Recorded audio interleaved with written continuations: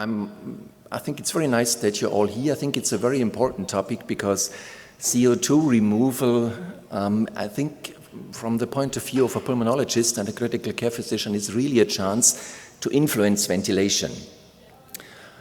It's a unique tool. Which place it has in clinical practice, I hope to be elucidated a little bit more. Very happy to have Eddie Fan as our first speaker, who is going to talk about ECCO for ARDS, where do we go from rest? And actually some people say that James McNamee and Eddie McAuley from Belfast had a prophetic title to this study, Rest in Peace, ECCO.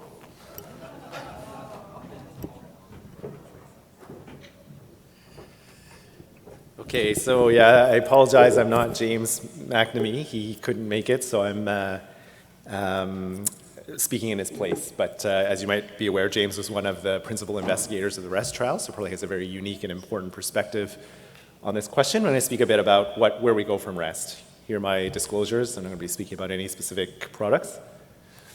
Okay, so just as a quick reminder, the REST study was planned to be actually the largest clinical trial of mechanical ventilation or some adjunctive therapy ever designed. Originally, it was planned to enroll over 1,000 patients, randomizing patients to a strategy of ultra-low or lower tidal volume ventilation, facilitated by extracorporeal CO2 removal as compared to usual care. The trial actually stopped early, both for futility and perhaps a signal of potential harm. And you could see on the right maybe the summary, which is the Kaplan-Meier curve, showing that not only did the strategy of ECCO facilitated ultra-low lung protective ventilation wasn't beneficial, it actually seemed to be harmful. So the mortality was higher in the intervention group as compared to ventilation alone. 41%, nearly 42% mortality there compared to 40% in the ventilation alone group. There were less ventilator-free days and actually more complications, particularly intracranial hemorrhage in the ECCO group. That being said, the intervention did achieve what it set out to do. They were actually able by day 2 to reduce tidal volume to about 4 mils per kilo on average, and that led to a concomitant drop in driving pressure of about 2 centimeters of water. So a relatively modest reduction in those ventilatory parameters. So no difference in the primary outcome, worse secondary outcomes, more adverse events despite this modest reduction in mechanical ventilation intensity. So unfortunately, the REST trial doesn't support the routine use of ECCO in this mechanical ventilation strategy in clinical practice today. There are some novel methods underway to analyze the data. I'm going to speak briefly about that, looking at particular subgroups of patients that might benefit. Okay, so the net overall effect was no benefit to the trial, but as you know, could be very heterogeneous or heterogeneity of treatment effects. So there could be some subgroups that benefited and some that actually were particularly harmed that led to this sort of net null benefit. So a few questions to ask ourselves in like where we go from REST. So given the potential adverse events, do we really need ECCO to reduce mechanical ventilation intensity to this level? So if the whole goal was to reduce tidal volume to about 4 mils per kilo or have a very modest reduction in driving pressure, do we even need to add an extracorporeal device to achieve those goals? Or do we need, based on the results of REST, to go right all the way back to the drawing board? And so I just highlight this very nice study by Jean-Christophe Richard that was published around the time that REST was being conducted that showed actually if we just want to reduce tidal volume to 4 mils per kilo, you could just do it in almost the vast majority of mechanically ventilated patients without using ECCO.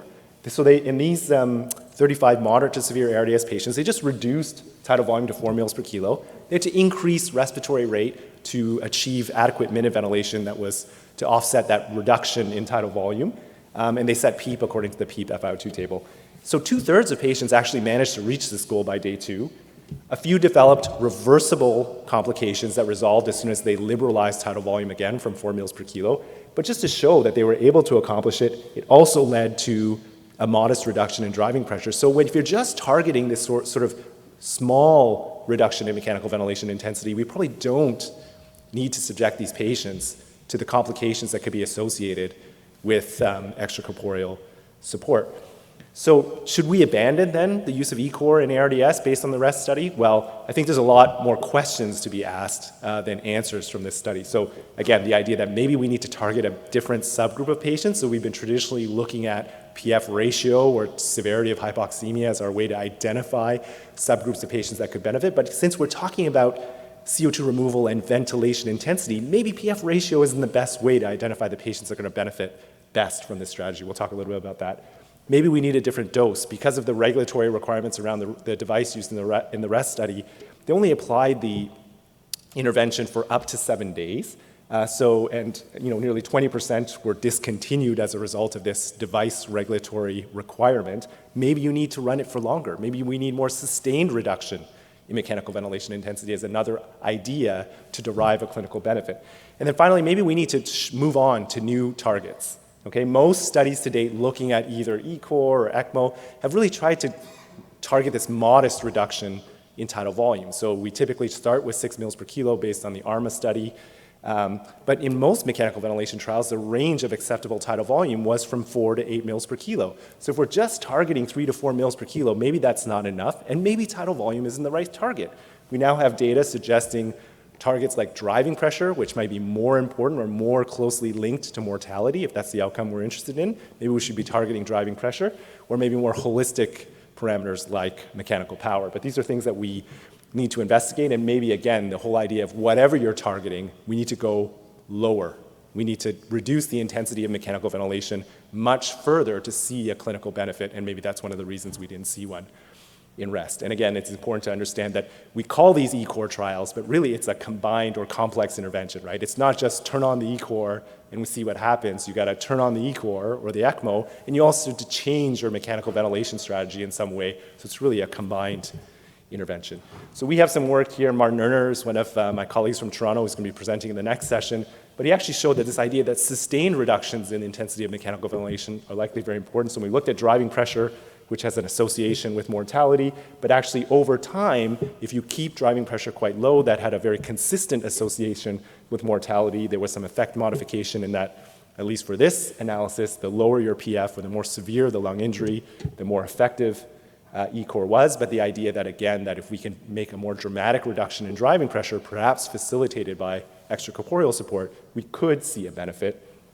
And we have experimental models that also confirm this idea, right? So maybe if we go lower than what we targeted in REST, and this is an animal model that I think Dr. Sahatia also presented yesterday, this idea of near apneic mechanical ventilation, which leads to very dramatic reductions in driving pressure, almost no mechanical power. So if you have a situation where you have near apnea, and just focus on the right because a picture is worth 1,000 words, you could see that if you compare sham animals, conventional lung protective ventilation, and near apnea, you could sort of see that if the purple stuff is reflecting inflammation and injury, there's not as much purple in the near apnea panel. So again, the idea that maybe if we go further and reduce intensity to a greater degree, we might see that clinical benefit that we're looking for. Another challenge is we need to pick the right device to achieve these goals. And so some of the results from the Supernova trial, which was a pilot study that we conducted under the auspices of the ESIZM, we actually used a number of different ECCO2R devices to remove CO2, and what we did find that in the end was that these higher or more efficient CO2 removal devices that could remove more CO2 more consistently led to reaching the target of lower mechanical ventilation intensity, had fewer adverse events. So we also had to pick the right device and the right ventilation strategy and couple those together to get the maximal effect. Okay, so what's next? Two major points to discuss to finish up. We need to maybe enhance the feasibility of doing these future trials. So again, REST was planned to enroll about 1,100 patients, but stopped early after just over 400.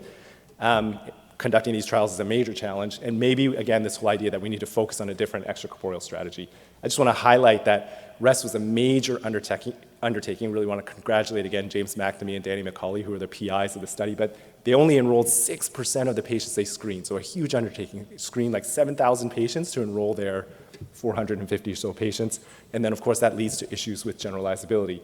So ways that we might design future trials to gain efficiency, this is work by Ewan Gallagher, who will also be presenting in the session later today, looking at ECCO2R, that maybe targeting things like low respiratory system compliance or high dead space identifies it provides a predictive enrichment where these patients are more likely to benefit from reductions in mechanical ventilation intensity facilitated by ECCO2R, so we should target those patients to increase the efficiency of these trials.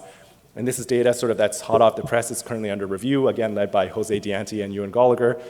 with data shared by James McNamee and Danny McCauley from the REST study, suggesting that there might be subgroups in the REST data that did show a benefit from this kind of strategy. So if you look at patients who had high ventilatory ratio, over 3, and perhaps patients who didn't have as much hypoxemia, PF ratio over 110, these patients seem to have a greater benefit from the ECCO2R strategy as compared to those with low ventilatory ratio or low PF ratio. So again, maybe future studies should try to target these populations at risk to enrich the population under study.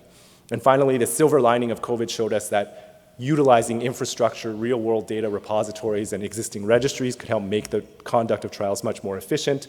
So things like the ELSO registry, we have a registry that we've designed through the International ECMO Network to try to help facilitate or provide infrastructure to do these trials, and embedding clinical trials in these registries can help us to get answers much more quickly, and we've seen that happen in COVID with things like the recovery study in the UK or REMAP-CAP around the world. And then finally, thinking about targeting a different extracorporeal strategy, we have this idea then that maybe a lot of these risks for extracorporeal support are pretty fixed. So a lot of the ideas around using ECCO devices that with smaller catheters, they weren't as big cannulas, maybe the anticoagulation strategy could be different. In fact, we probably need to give more anticoagulation for ECCO devices because they flow at lower blood flow rates than higher ones. So really it's just about a cannulation risk. And if that's pretty much the same under ultrasound guidance, then maybe using a device that could more maximally reduce mechanical ventilation intensity like mid-flow ECMO or high-flow ECCO, depending on how you want to call it, could really sort of do the job. And maybe device innovations that allow lower or no anticoagulation could really make the adverse events very low. So we actually designed a pilot study to look at mid-flow ECMO to reduce mechanical ventilation intensity to a much greater degree in rest. We're just getting underway at a pilot study in 10 centers across Canada. So hopefully in a future meeting of ELSO, I could share some of these results with you. So with that, I would finish, and thank you very much for your attention.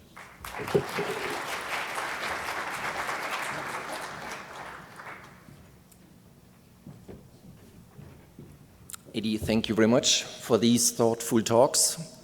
I think you weren't too optimistic in the beginning, but you got the turn towards the end. We have to discuss afterwards. Now we switch to another disease entity where we have real hypercapnia. So CO2 removal may make more sense than in moderate ARDS, where we have to create hypercapnia first to use our device. Nick Barrett, our current president from Europe, I'm looking forward to your talk on COPD and ECCO. Thank you very much, Thomas, and thank you very much to the organizers for inviting me. We just swap the slides over.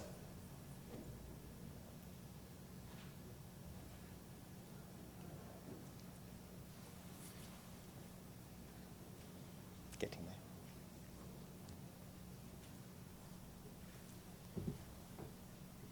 Brilliant. Thank you very much.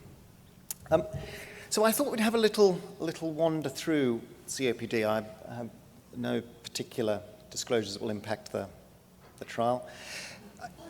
Or the discussion, sorry. So let's think of, at first, around some of the physiological insights that we've gained over the last few years and where it is, therefore, that we need to start going. So what do we know about CO2 removal and indeed extracorporeal support overall?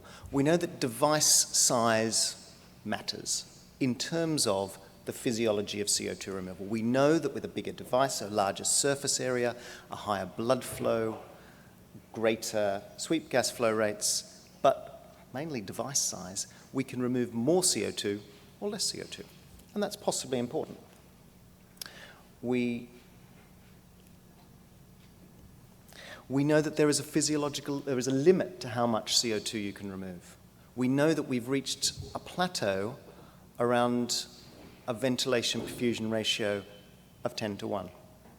We can't take any more CO2 from the blood, and it doesn't matter what the device is, that is seemingly a fairly fixed physiological parameter.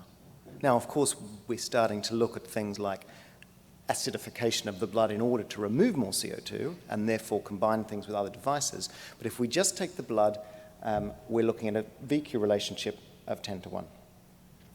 That appears the case in vitro, and it's also true in vivo, that should say in vivo. The other thing that we need to stop thinking about is ECCO and ECMO. It's an intellectual conceit. I'm really sorry, but that's all it is. If you have a device, if you have blood, and if you apply oxygen to that blood, you will get a progressive increase in oxygen delivery through the device and CO2 removal through the device, which is based around blood flow. The idea that these are separate constructs is simply an academic conceit. And what we need to do is start thinking, how can the devices work to support the patient's needs better, whether they have a primary oxygen deficit or a primary CO2 deficit or a mixture somewhere in between? How can we manipulate the devices to provide for that? And what is the patient's VO2 and VCO2 needs? We're seeing a lot of new devices coming through and a lot of different platforms. You know, how does CO2 removal for COPD, how does it interact with renal replacement therapy? How does it interact with larger cannulae, smaller cannulae? What is the right device for the right patient? And this is going to feed into some of the devices for the future. You know, Eddie was talking about the interaction between the native lung and the membrane lung and how we manage mechanical ventilation. The same is true for COPD. How are we going to manage the patient's, whether it's NIV needs, intubation needs, mechanical ventilation needs, tracheostomy needs, in collaboration with a CO2 removal device? So that interaction, which we seem to forget about, we're not dealing with one lung, we're dealing with two sets of lungs, and each one impacts the other. So we need to start thinking about this more actively, and it's just applying a CO2 removal or oxygen delivery device is not going to make that much difference to our patients. It's what we're doing with the rest of the patient that is likely to make the difference. We've touched briefly on that. The other concept that's coming through is CO2 stores in the body. You know, can we move the management of COPD not just for the acute exacerbation, but the chronic management? Can we remove enough CO2 over a short period of time, as was done in this small study looking at CO2 stores? Can we remove enough so that a patient could have, say, daily or second daily dialysis, like we do with renal support, at home to manage them chronically? And will that provide any benefit if we do that? So these are some of the areas that we're starting to look at. The other really interesting one is the wearables. COPD in particular, it's a chronic disease. Patients don't get better, they get worse. That is the natural history of the disease. It's punctuated by acute exacerbations and a slow deterioration, particularly if they haven't stopped smoking. So wearables is a huge area for research looking at the future of COPD management. And when we're doing that, we need to start thinking about some of the trials that we're going to do. There are actually about eight current trials, either in the planning phase or the recruiting phase, looking at the role of CO2 removal in COPD. And it's looking at the things that we would expect it to look at. You know, avoidance of intubation, early extubation, avoidance of tracheostomy, removal of non-invasive ventilation. We've probably nailed the physiological outcomes. This is from our small RCT, and it's consistent with all the other data that we've got from the observational study. You know, CO2 is removed, pH is improved. But we need to start thinking about the outcomes. Eddie was talking about mortality in ARDS, and mortality is probably a valid endpoint for ARDS, probably. COPD, it's a terminal disease. The duration to death varies patient to patient, but ultimately COPD does progress, and it has exacerbations. So is mortality, whether that's 3-month or 12-month, that important? Maybe, just putting it out there, it's around what the patients perceive as important. Maybe it is about their comfort during their exacerbation. the feeling of the mask, whether they feel breathless or not, how much suffering they're going through. Maybe they're more valid endpoints, and maybe we need to start engaging with our patients more around the endpoints and stop doing things that we seem to think are important and ask them what they think are important in these trials. We also really need to understand what it's doing.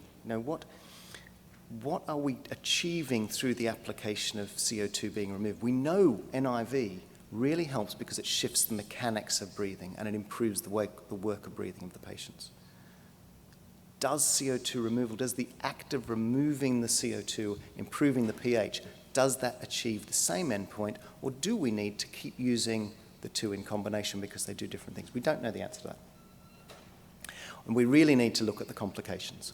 And we need to stop looking at it in this binary fashion and start looking at the relative blood flows, the relative cannula size, the relative surface membrane, blood interactions, and how that impacts outcomes in patients.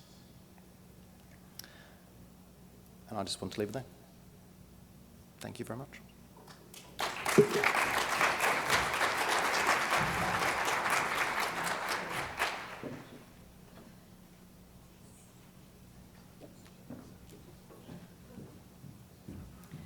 All right, I have the pleasure of introducing our next speaker, Dr. Stephen Keller, joining us from Hopkins in Pulmonary Critical Care.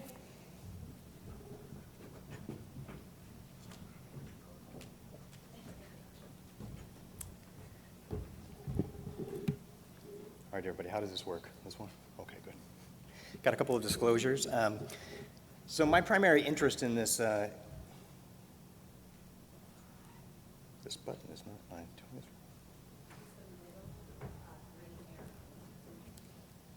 this. Success, thank you. I failed my first test already. So my interest in this area really extends from the overall burden of lung disease and the chronic lung disease, excuse me. Just as was mentioned in the prior talk, so much of this research area is focused on ARDS, but we have this incredible burden of chronic lung disease. As a pulmonologist prior to the COVID pandemic, there's really this silent underlying pandemic of worsening chronic lung disease. If you go back 50 years ago and look at the top 10 causes of death, chronic lung disease or COPD didn't even make the cut. Fast forward to when I entered my medical training, it had risen to become the 5th leading cause of death in the United States. Advance all the way to my end of my relatively prolonged medical training, it had gone up to 3rd leading cause of death, both in the United States and around the world. Compare that to rates of cancer and the cardiovascular disease. We're having some impact on declining and decreasing the overall burden of disease. COPD is really the silent pandemic underlying all of this. As was mentioned in the prior talk, just what is the patient experience for COPD? It's highly variable. It's a progressive disease, punctuated by these acute exacerbations or worsening of disease. Those acute exacerbations, those are the things that we really want to target to try to improve patients' quality of life and prolong their long-term survival. Those are near-death events. And so as anyone who's worked in the emergency department or as a pulmonary critical care physician in a medical ICU, really trying to get patients through that acute exacerbation with inducing the least amount of harm possible is a really challenging endeavor. Really trying to avoid intubation is one of our major goals. Depending on the study you look at, patients can have up to a 50% 6-year mortality if they've been intubated. That intubation really changes the progression of a patient's disease.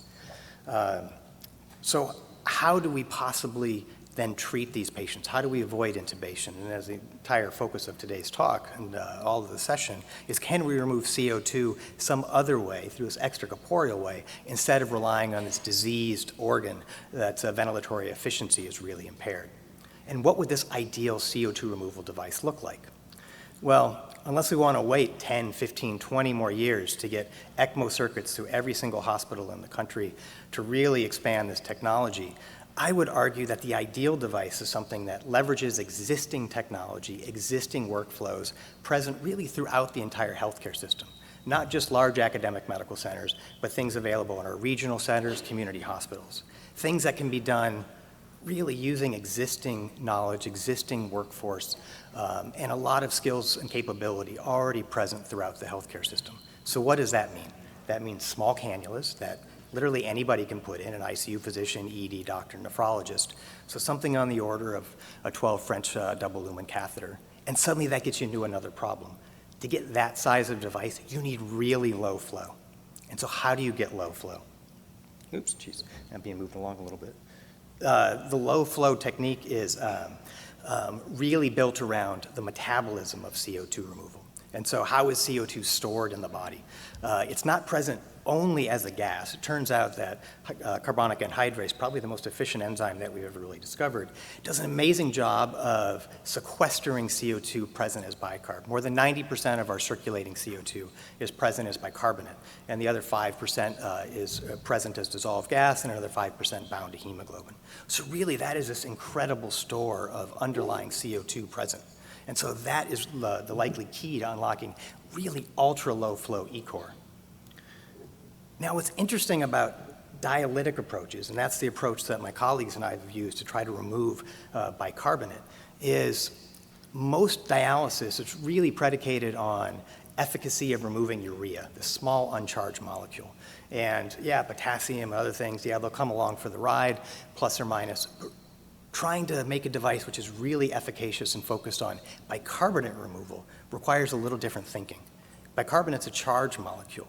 And so any movement of bicarbonate then is going to induce an electric field, which is going to counterpose the transport of bicarbonate. So bicarbonate transport is necessarily combined with the movement of another ion. And so designing a dialysate then really makes you think about two different processes, binding it to another ion, whether it's chloride, potassium, something along those lines.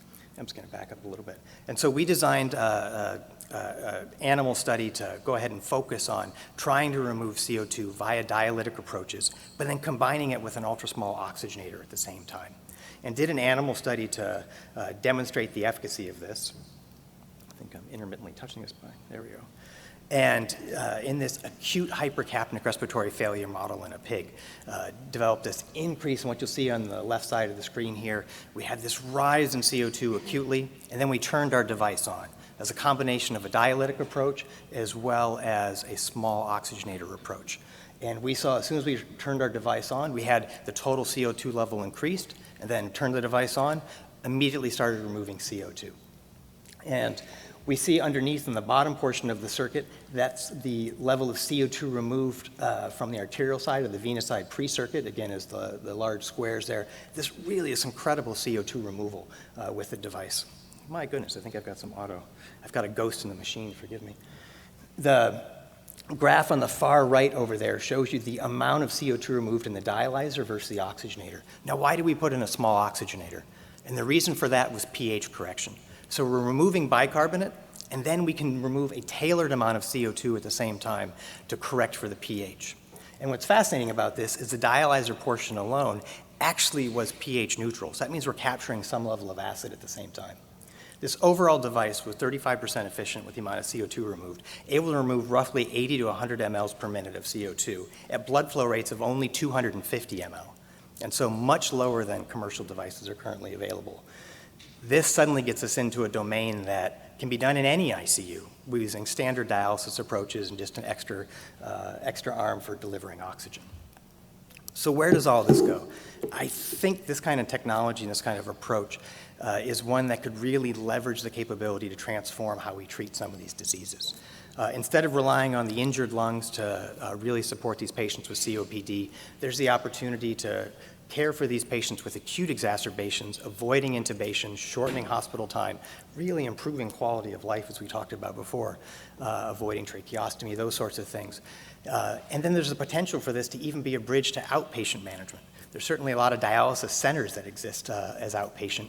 What about the possibility of chronically going to these kind of centers to have your CO2 load removed to reduce the overall chronic burden of CO2 to allow for improved long-term recovery? Thank you so much. I think I talked a little too long there, so it went a little fast. But really appreciate the opportunity. Thank you.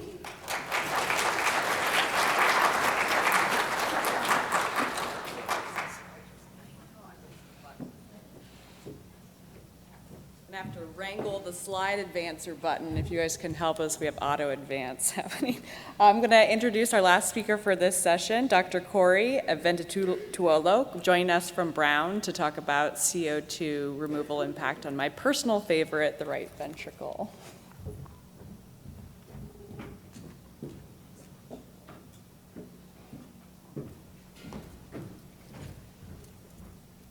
Good morning, everyone. The RV is certainly my favorite as well. I want to thank Dr. Agerstrand and the Planning Committee for the invitation to speak today and be part of what's been a really great program. I'm going to start with my disclosures, many of which relate to the PH space specifically, and I think I'm in good company when I say I have a strong intellectual bias towards ECLS, so I'm going to try to point out where the gaps in the data still exist here. So in thinking about preparing for this talk, I have to admit, PH, RV, and ECCO2R don't exactly go well together. So I thought I would spend some time distinguishing different types of pulmonary hypertension. And this is really an important distinction to make at the bedside when we're thinking about extracorporeal support in any patient with pulmonary hypertension. So these are two consults that I've received over the years, both for PH and possible extracorporeal support.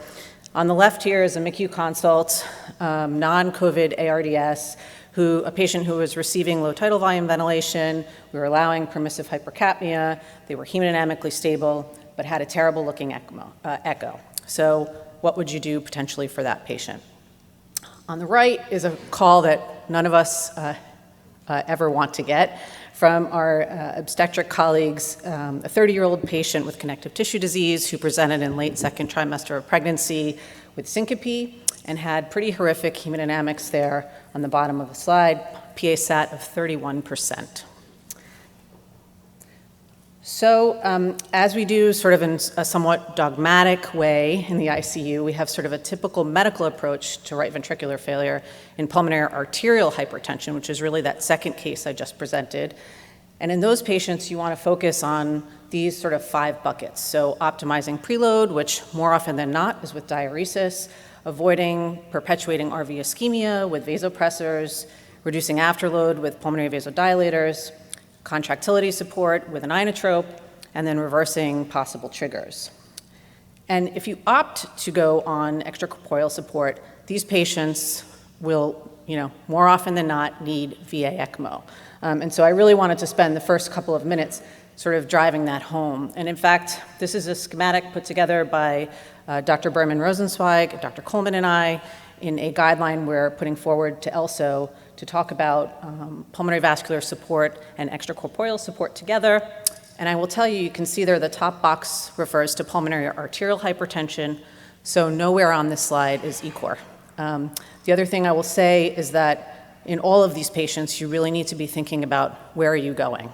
And obviously, this is the case in all of our patients that we consider for ECCO2R, ECLS, or ECMO. So with that in mind, let's now sort of focus on the topic at hand. So PH and RV failure and extracorporeal support. When might ECCO2R be useful? So in thinking about this, on the left here I have diagnoses that will typically require cardiac support. On the right, diagnoses that will typically require pulmonary support. We've spent the morning already talking about ultra-low tidal volume ventilation, mild secondary PH that you might see from an exacerbation of COPD. And are some of these patients, when chosen selectively, appropriate for ECCO2R?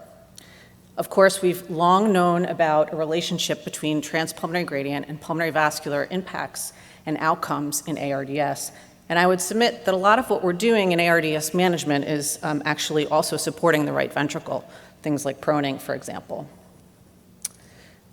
This is the obligate slide that anyone who gives a talk on RV failure puts in their talk. So this is the vicious cycle of RV failure, the death spiral of the RV, if you will, where when we start with a pressure overloaded RV, this begets RV dilation, more RV ischemia, intraventricular dependence, ultimately a systemic drop in cardiac output.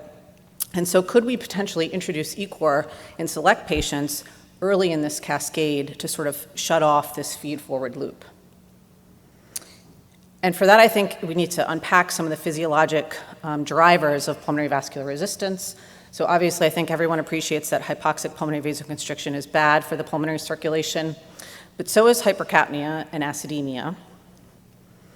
Of course, mechanical ventilation and PVR are not friends, so this is sort of the U-shaped curve that demonstrates that anywhere either below or above FRC on a ventilator will cause injurious effects on the pulmonary circulation through either alveolar or extra-alveolar compression.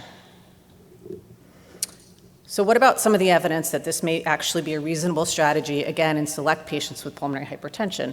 And I really love these two series from patients with acute respiratory failure and ARDS. This we see clinically, I feel like, all the time in patients who have severe respiratory failure. We're thinking about VV ECMO. They're in a little bit of shock. They've got moderate RV dysfunction, and we put them on, and their shock goes away. This has been supported nicely by these two studies, which demonstrate that when you do that, PA pressures come down, although in the first study on the left, there was no significant change in cardiac index and no change in pressor requirements. This is the first sort of demonstration that we're also helping the pulmonary circulation with this approach.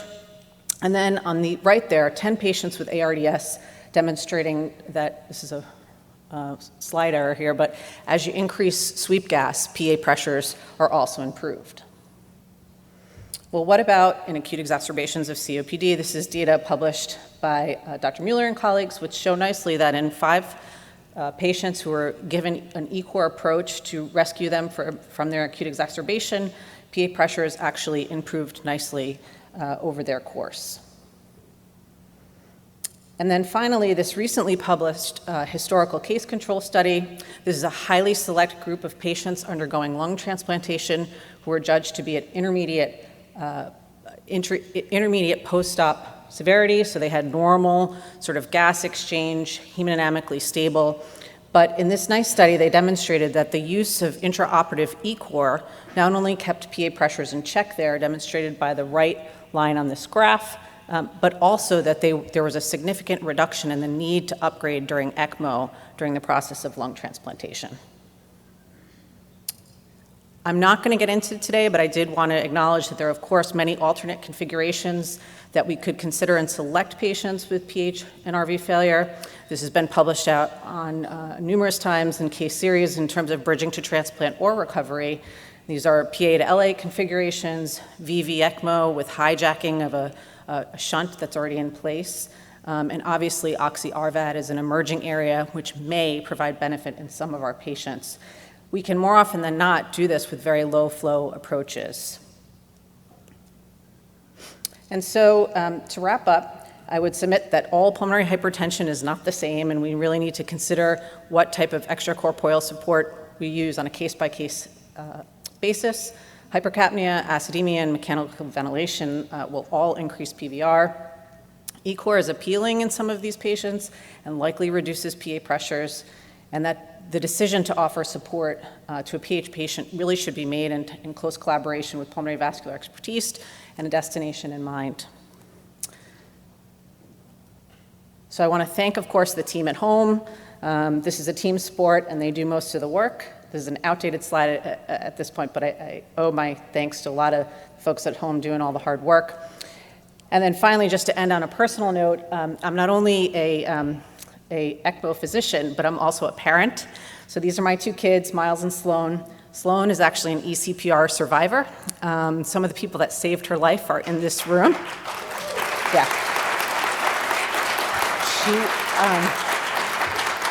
She's magical, super extra. I don't know if the circuit did that, but she's very sassy.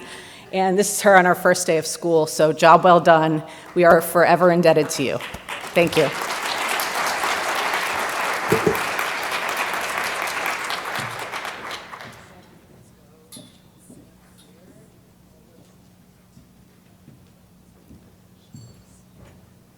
So, Corey, thank you very much. Very interesting talk. And our speakers come up now, and now it's up to you to ask questions.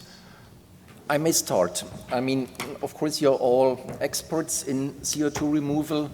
Still, from what you heard and what's your clinical experience, and in a second I'm going to ask somebody from the audience, because I've seen somebody who has done CO2 removal for 30 years now. But what do you think? Is there a future for CO2 removal? 100% yes, 100% no? Not sure.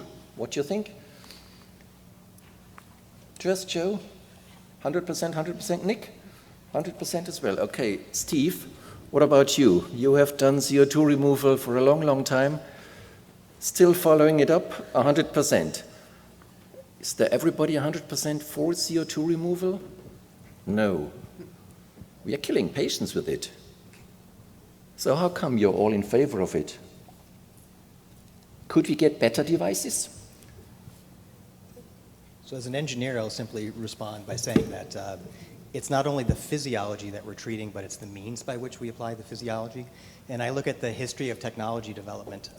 There's no amount of money in the world that you could give me that would put me on the Wright brothers' first plane, but I flew a plane to get here. And so I think with ongoing advanced engineering, we're going to get better devices and better means of doing this. And so we're still in a lot of ways the early days of this. And you know, the point of, and one of the focuses of my talk was there's a lot of ways of removing CO2. And I think the membrane lung is one aspect of that, but not the entire story. Why do we kill patients? What are the most significant complications and how could we avoid? A lot of different methods by this. And so in terms of where avenues for improving the technology, one is clotting, right? And so the blood-device interaction is massive. The other one is the form of pump-device interactions and blood-device interactions. And so we're hemolyzing, we're activating platelets, we're activating leukocytes. And then also the cannulation approaches, the smaller catheters, less likely to have injury. All of these things play into this. And these are all areas of active investigation. Now, Steve, you were working 25, 30 years ago with a pumpless device. We did as well in Regensburg. Do you think some of the problems, like low platelets and activation of coagulation, is actually related to the pump? Is it a pump-related problem? I feel like I'm getting all the focus right now, but bring the heat. You can bring the pass heat. on to the others. I'll happily throw the baton. So in terms of pumpless devices, I think venous access is, my God, the way to go. But as soon as you get into non-pressure gradients, you need to have some way to pull the blood out. And so if you're going into a pumpless VA circuit, I think that's a dangerous, difficult approach. So I think having a pump-mediated device is certainly the way to go. But again, it gets into the type of pump. So, for example, something we don't talk much about, but there's a sweet spot for operation of centrifugal pumps. If you flow too high, you get horrible hemolysis. If you flow too low, you get entrainment of the blood throughout the RPMs and increased shear stress and more hemolysis. So the type of pump you use, there's just a lot of engineering that goes into this. And I think too often with devices, we, as clinicians, have a bias. See, now you've given me a soapbox. We have a bias to think of this almost like medications, you know. I gave the aspirin or I didn't. But how we actually deliver the device is very, very important. It's not just an on-off sort of thing. I think there's a lot of technology innovation to be done. This is cheating now. This is not a question from the audience. I thought I'd be brave and start. If y'all have any questions, please go ahead and use the mics.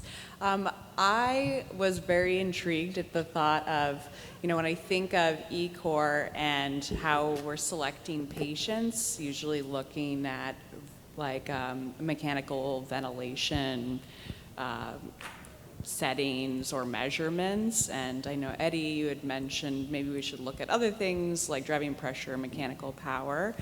And then I was, you know, thinking about the right ventricle and how much we worry about, you know, acidemia and hypercarbia and high PVR and RV failure. And I've never seen so much RV failure than I have with COVID ARDS. And curious if anyone has like been looking at echocardiographic or pulmonary artery catheter hemodynamic, or thinking about that for inclusion criteria for using ECCO2R, or how you would potentially just like kind of ballpark think about outlining that if you wanted to study it. I'll turn that question back on the both of you, but I would say that as you're giving your talks, I was thinking, I really hope we can collect information on things like dead space, echoes, because I think a lot of the time, as I mentioned in the talk, things like proning are actually beneficial to the right ventricle. And to date, the focus has always been on respiratory mechanics. And of course, I believe the answer is always the pulmonary circulation. So.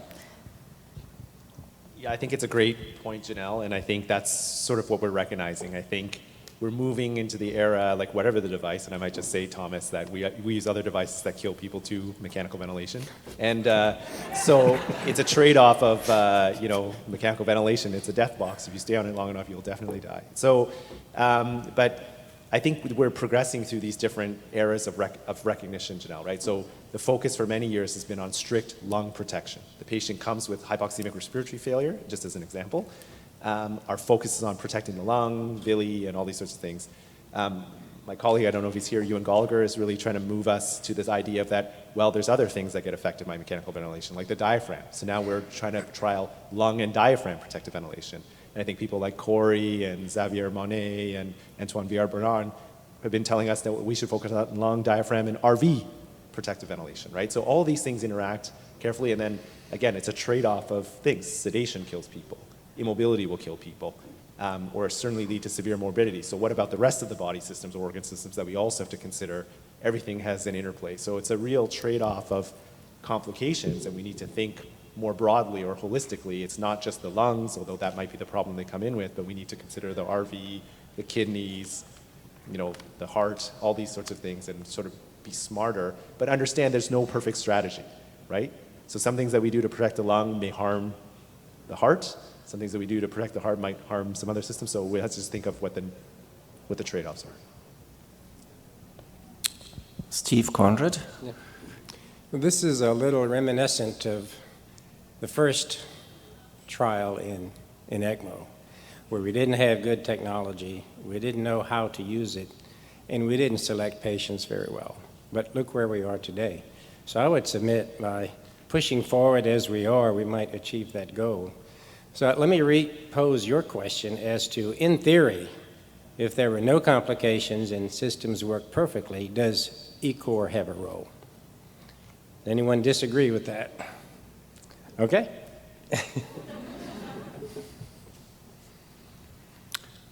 If it would have no complications, would it have a role? Well, yes. Yes. I mean, I'll answer that. The answer is of course, because it makes great physiologic sense. But we don't have those systems right now. We are anticoagulating. We're having intracranial hemorrhages. We do have complement activation, et cetera. And devil's advocate, it should come with a black box warning. I mean, if this were a drug. We had a plenary session yesterday where the statement was made that if ECMO were being approved today as a drug for ARDS, it wouldn't be approved. Mm-hmm. So ECCO2R right now has even less data supporting it, and it's already out. The device is now authorized here. If that were a drug, it'd have a big black box warning. Tell me that I'm wrong. No, I think you're right. There is an awful lot we don't know about it, and we need to bring the patients that we're exposing to the risk of the therapies we provide. And I'm going to go on here. ECCO2R doesn't kill people. People kill people. And it's not the device. It's the way we're using it. Sure. It's within the limitations of human technology. There's technological improvements that can be made, and there's stuff that we do. The sedation doesn't kill. It's our use of sedation. It's our approaches at all these points. So to get around these things, we need to be ensuring that the patients that we are exposing to these techniques, drugs, whatever, we're doing so within the structure of an ethical framework, a research framework. We're collecting the data. We're feeding back to our engineering colleagues. We're looking at each individual problem, and we're trying to target things slightly better. And then there's the after release data, just as the same as drugs. You look at statins. The amount of data on statins that came out after the trials is huge. It's an ongoing iterative process. I think many of our cardiology colleagues are very, very good at that. It's a slightly cleaner problem than we have in critical care and with sick patients. But the process should be there, that we're iteratively learning and trying to improve things all the time. How are we doing on collecting that data within the registry? Because I think right now in the registry, I don't think there's a drop down for ECCO2R. I may be incorrect. Are there plans to include that and be more robust there? Because the cat's out of the bag. It's out there. It's going to get used, and much of its use is not going to be part of any formal data collection system unless the registry does it. So ECCO2R is in the current iteration of the registry. Okay. But I guess the problem with some of the registries is you only get out what you put in, and there is the burden of data collection, which is substantial. We have a lot of members of the team putting data into databases. It's an expensive, time-consuming process. So to make the registries more valuable, you need more data in. And the more data we can put in, the more routinely collected clinical data, all the echoes, all of the data that we get on the patient, the more we have, the better the outcome will be.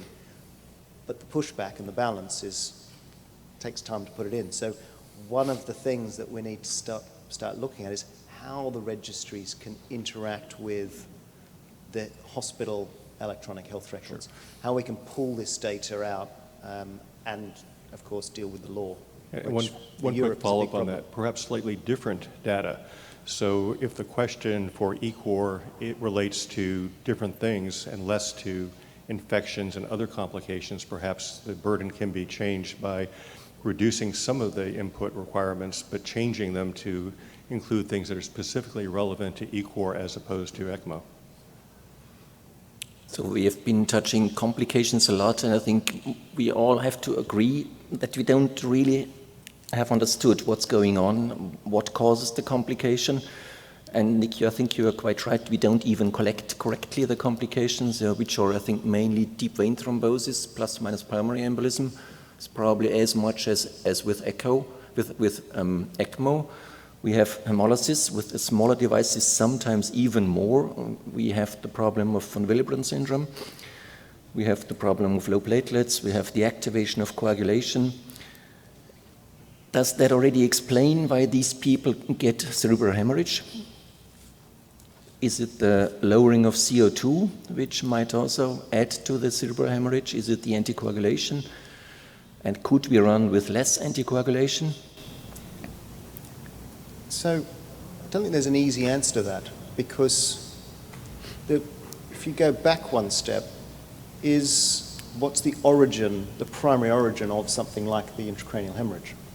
So we know that if you are sick, if you come in with respiratory failure with sepsis, there is a background incidence of intracranial hemorrhage, which in our practice is around 8%. Mm-hmm. And we know that because we routinely CT everybody at the beginning. Mm-hmm.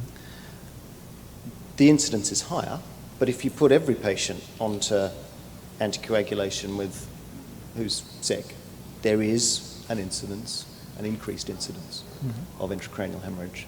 There is an increased incidence of DVT every time you put a line into a patient. Doesn't mean you shouldn't use central lines, doesn't mean you shouldn't use VASCATs. They're the tools that we have at our disposal. So it's the additive component due to the device and the technology that we're using that we need to particularly focus on, whilst simultaneously trying to better understand the baseline incidence due to the patient, due to the disease in the patient, because no disease comes without a patient, and the patient modifies the disease as much as the disease modifies the patient. I think a very important point, the incidence of cerebral bleeding in VV ECMO is much higher than in VA ECMO. We always thought the other way around, but in reality, VV ECMOs have more cerebral hemorrhage than VA. Let's say we will be able to improve these devices a little bit. Yeah? So the pros they bring, and definitely they bring pros, would be in advantage of the cons. Which device would you need? How much flow? How much CO2 removal would you add it? You said you can run 250 mils and almost 100 milliliter. That's excellent. Nobody else can, apart from the people around Antonio Pesenti. They can do it as well. But everybody else with 250 mils, you get 40, 50, maybe with real severe hypercapnia, 60 mils of CO2 removal. So most people would say we need a flow of 800 mils, 1 liter blood flow. Would you agree? At the time being, with the devices we have. And then I ask you, which cannula are you going to use? Well, I think those are good questions, Thomas. I think, again, it sort of depends a little bit on what the goal is and what the indication is, right? So removing a small amount of CO2 may be all that's needed in a patient who has an acute exacerbation of COPD, for instance, to maybe relieve dyspnea, improve their mental status, avoid using non-invasive ventilation or other non-invasive respiratory support. So if the goal is just to remove CO2, maybe a low-flow device removing a small amount of CO2 could be adequate. But again, like, following on something like ARDS, if that's the indication, then you need to remove sufficient CO2 to impact the mechanical ventilation intensity. At least that's our current hypothesis of how this works, right? So in that situation, what we're seeing is you're going to need to remove more CO2 for an indication like ARDS than you might for some kind of like an asthma exacerbation or a COPD exacerbation. So it depends a little bit on what the indication is and what the goal is. This morning I was talking to Lean and she said, use a decent device from the very beginning, which means VV ECMO for her.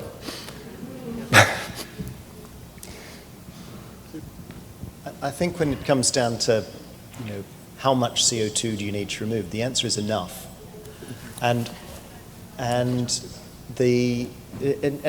What just enough is varies patient to patient. And the really sick multi-organ failure patient with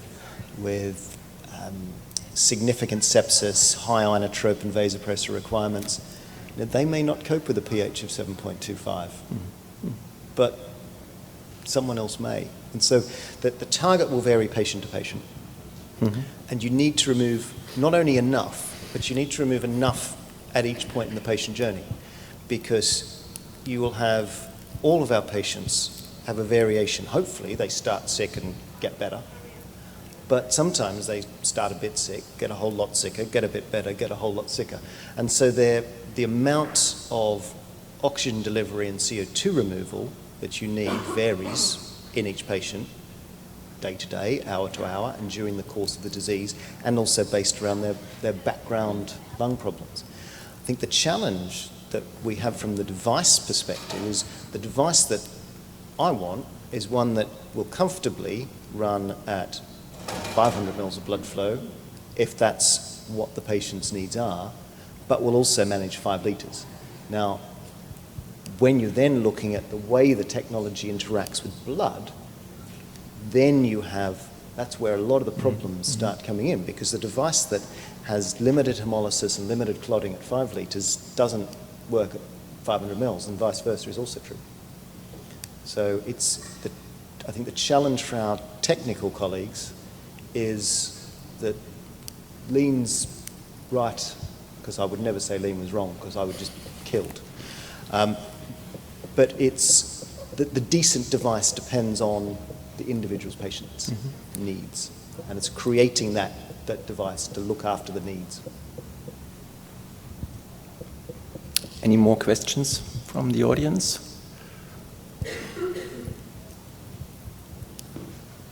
So I'd suggest we close in time. I think we learned there is still many open questions. That gives us a chance to repeat that next year and probably several years afterwards. At the time being, these are devices which do cause something with the body. They can remove CO2, they do influence ventilation. Maybe they mostly help those who have a problem with ventilation, are going into respiratory distress because they can't get rid of their CO2. My feeling would be these are the first where CO2 removal could help to avoid having to intubate them, but there are not very many. In ARDS, I'm still a little bit question mark. I'm not sure whether 4 mils is better than 6 mils. I think, as you said, Eddie, individually. And I absolutely agree, yeah, the right ventricle is something which is very much influenced by CO2 removal. Thank you very much to all the speakers, to everybody listening.